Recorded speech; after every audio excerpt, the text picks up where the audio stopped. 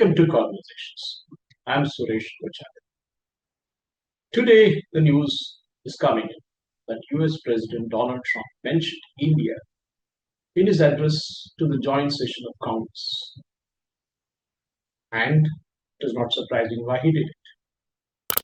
Along with Canada, Mexico, China, and even EU, President Trump now threatens slap in sanctions, that is, retaliatory tariffs against countries like India, which impose more than 100% duty, he claims, on some products. And obviously, the question that would come up is, will this impact it? Or in what way will it impact it? Because US products selling in India will naturally be expensive, even without the duty. Even if you make it zero, will those products sell in India? And that's the question which each one of us has to ask. Let us just take automobiles, for example. Elon Musk, of course, will find it tough to sell Tesla in India because he has to create the backup infrastructure.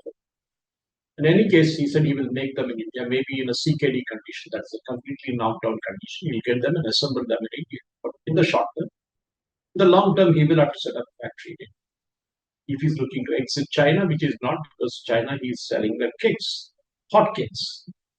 The question would be, what would Trump do to kind of put in tariffs against India?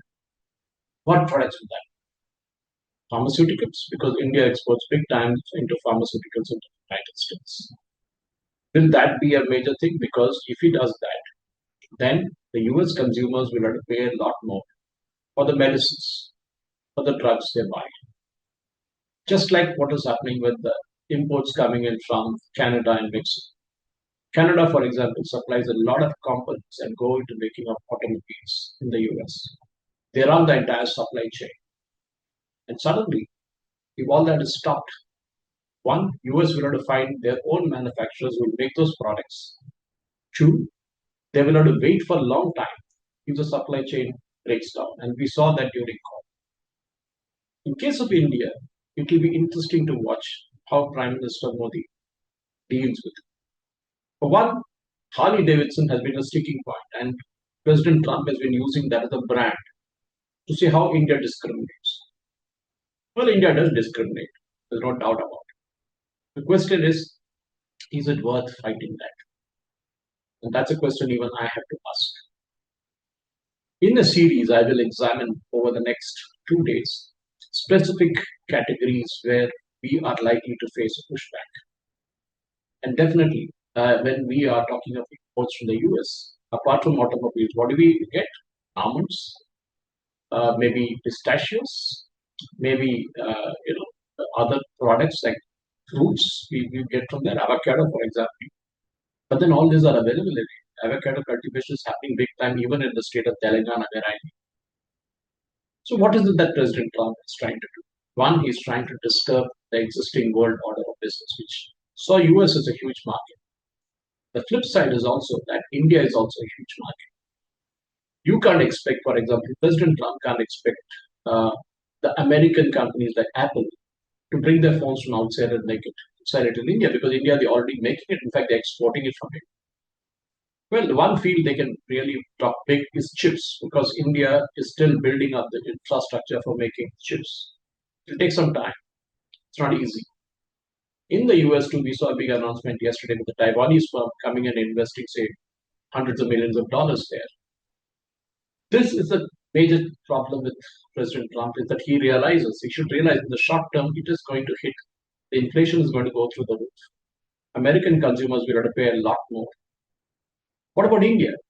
What if India stops buying American products? I mean, how many products do we sell in the first place? How many American products do we have, if you ask me? Well, I don't think. I mean, why would somebody drive a left-hand car, in the India when it's not allowed? Or buy an American product just to show up because almost everything is available here, from laptops to computers, which we at one time used to import from outside. Everything is made in India. Maybe, as some people are stressing, this would be a good start for Pradhan Mantri Narendra Modi to start the real Atmanirbhar. One example I can give you straight away. Of course, Boeing has a facility in Hyderabad where they design the wings and make the wings. Skirovsky helicopters, fuselage is made in Hyderabad. Now, why would Trump impose sanctions on those products which are made here and then sent to the US? Would he put sanctions on that? No, that would make the entire thing go topsy turvy. India is a big buyer of aircraft, especially Boeing. And we all know that if President Trump threatens retaliatory tariffs, Boeing is going to be a big, big victim of it. It doesn't take much time for the airline industry in India, Indigo or Air India, to switch over to Airbus. It's a matter of time. The problem is very simple: is that if President Trump talks of retaliatory, we will have to make a list of it. In fact, I need to sit down and make a list of it, saying, let us look at what he does. And he's talked about not doing it on April 1st because people who take it as an April Fool joke. He wants to start it on 2nd of April. Well and good, no issues with that. Let him do it. But the question is, how would it impact India? We need to see the Indian stock market might crash. You might see the pharma stocks going down, all that kind of stuff. But I think that's all in the short term because what he's trying to do is asking us to buy more American products. But then there should be a consumer to buy it, isn't it? Well, Boeing is a big seller. There are companies in India, airline companies, which will buy those aircraft. But for a normal consumer like you and me, what is it that we'll buy from the US? That's a question I have. There's nothing much to buy from the US, isn't it? Because you get everything here. Of course, as I said, there are certain things, for example, the chips, which I said, if you want to get into big time AI or big time even into automobiles or into electronic products, we need chip. But then we are making that ecosystem in India. We're seeing that happening in Gujarat, we're seeing that happening in Assam and other places where chip companies are now setting up their units. Maybe it'll take a couple of years for them to finally come to the production stage and then India will get it. But the high-end chips is still a big thing. That is where the Indian government needs to push big time. We have our IITs, we have all our big engineering kids who can do great things, great work. Get them all into it and get them to start designing chips in it. We're already doing it. It's not that we are not doing it. We are doing it. But the question is, if US puts a squeeze on us tomorrow and denies us that, we should have an option to make it ourselves. The real Atmanirbhar. US will offer its defense products, which Modi ji had gone recently and signed up, surveillance aircraft and other things that be there. But then question is, can't we make them in India? But we can't because we don't have a full-fledged aircraft, man. We saw that Tejas itself, we are struggling. HAL is nowhere close to even making 2 squadrons or 3 squadrons of it. We have failed miserably. There's no doubt of that. So the question would be private sector with PSU or something around. So would US companies be interested to come to India and make those products here? President Trump wants to make them in the sorry, you make them in the US for your own consumption, but you can't make them there and sell it to us. Like what you're seeing in UK now, is Keir Starmer saying that he's going to make $2 billion worth of material, which is military material, including anti-missile and a lot of other stuff in UK, because he says then we employment generated from that 2 billion. Where the 2 billion coming from? It's from Russian assets which have been seized by UK and other European countries. They are selfish. They want the employment just to arm somebody so that he'll go and fight with the third person. Ladies and gentlemen, we need to realize one thing. We are in a new world order. There's no GATT, there is no WTO, there's nobody will come to our rescue. We need to be ourselves. And for everything, if you talk about American products, well, you have the neighborhood KFCs, you have the McDonald's, they are a typical example of American product, even Coca-Cola. And the legendary battle which George Fernandez had fought when he kicked out Coca-Cola out of India, that gave birth to local brands like Thumbs Up and you name it, all other things, Limca and other things came along. The question is, are we back to that moment again? If America imposes sanctions on it, would we go and do retaliatory sanctions on them? Like what Canada has done and what Mexico is proposing to do, or what China has done. President Trump says, okay, if you put an additional 10%, I'll put an additional 10%, then there's no end to it. You will have 100% tariffs sooner or later with both the countries. And it's a loss-loss situation for both. It's not a win-win situation.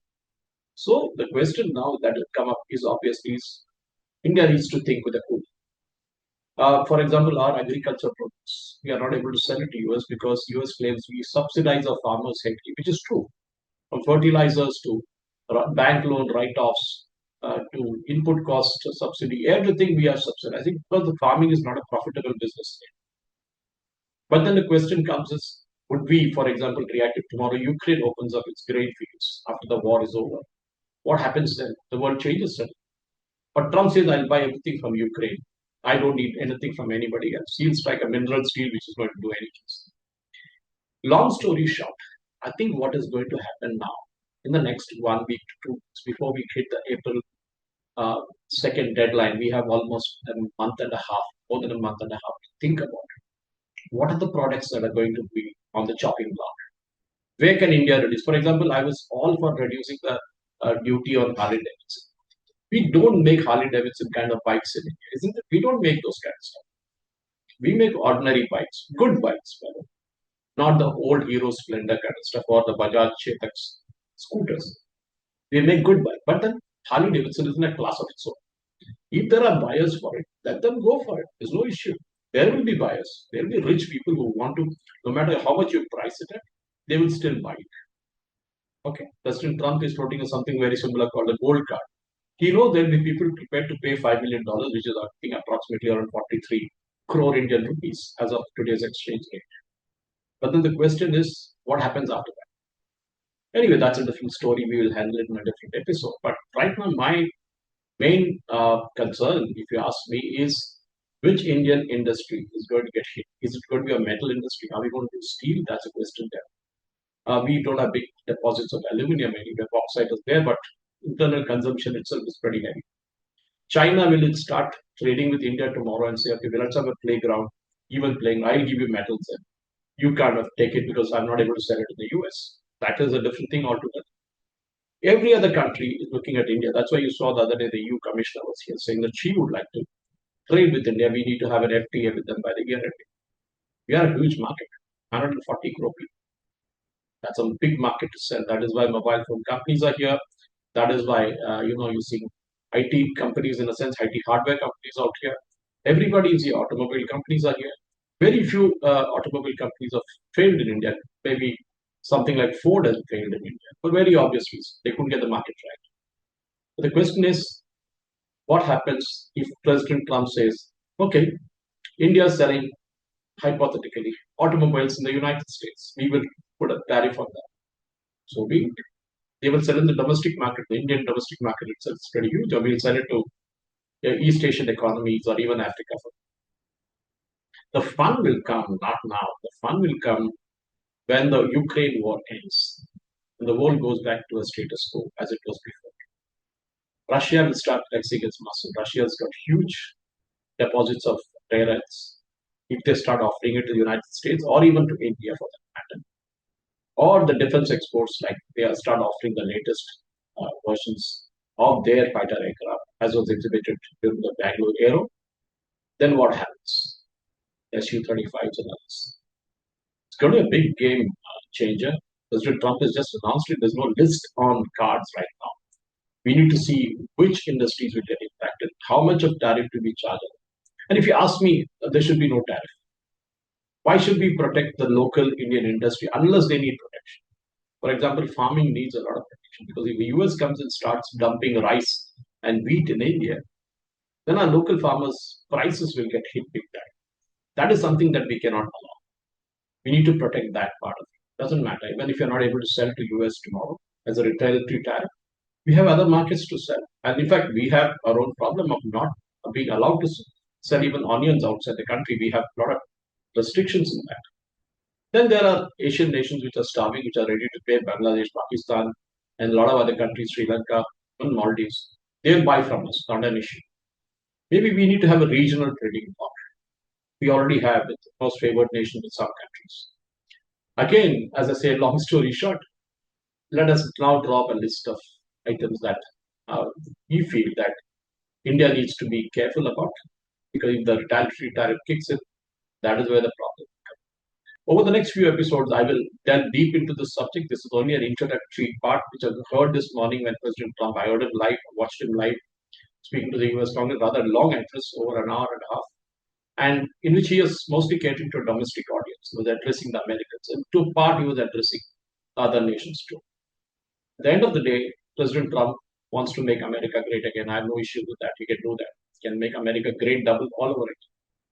The problem is very simple. If you want to access my market of 140 crores, you better listen to me. If you want to impose tariffs which will make your products more expensive in reaching India, be my guest. That's all I can tell President Trump. Thank you for watching. Jai.